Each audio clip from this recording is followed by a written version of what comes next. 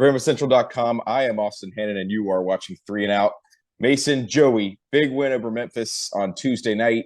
Next up, the schedule does not get easier for Alabama. They will go to Birmingham for the CM Newton Classic to take on the Gonzaga Bulldogs. Look, it's not the same Gonzaga team as always. They do have Drew Timme back, but they are ranked 15th in the country after 3 losses already in the non-conference.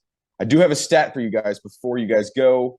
Not great news for Alabama. Since 2018, Gonzaga is 6-1 in the regular season against teams ranked in the top 5 in either the AP or coaches poll.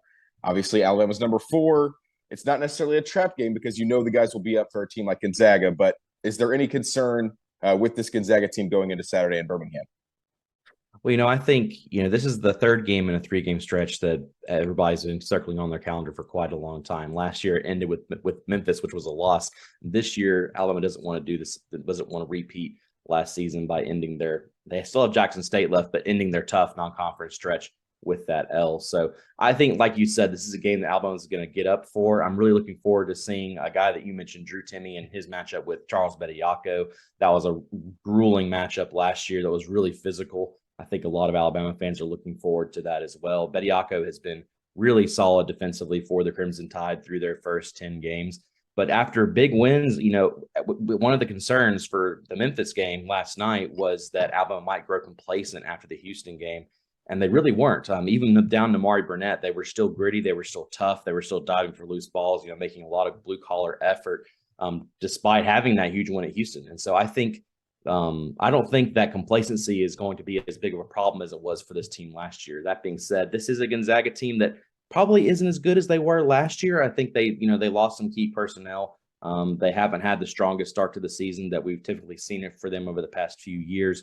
But it should be a really good game. Historically, Bama has not played very well in Birmingham, so I'm interested to see if they can pick up a win inside a Legacy Arena that was just renovated a couple of years ago. Last year's, it's a gorgeous facility, only about 5 miles from my house as the crow flies. So really looking forward to it. Mason, what you got?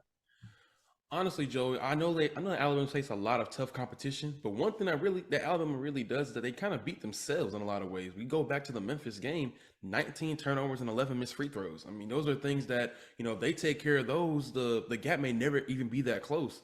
And Nato's talked about during the press conference how they always seem to get, they never could put away Memphis. That's true. But every time they got to a 7-point lead, 8-point lead, they had free throws and they couldn't convert. So I think that's going to be a really big key for them in terms of how they, execute down the stretch and how they're going to manage, of course, Namari Burnett's injury, who will be out for 6 to 8 weeks. Who will be that guard to step up? We'll have to see. Will it be Rylan Griffin, the shooter? Will it be Darius Miles, the guard wing 6'6" guy? Or will it be Javon Quinley, who could truly round back in the form when he comes back from his ACL injury? Or Jaden Bradley. Jalen Bradley's another name. Shouldn't forget him. Well, I guess Jaden Bradley. The reason I want to mention Jalen Bradley because he's honestly been the most consistent guard out of all of them, besides Namari Burnett. He's played very well off the bench, and then he played the same exact way as a starter. So I'm really excited to see what he does now that we have Mark Sears and Bradley in the starting lineup.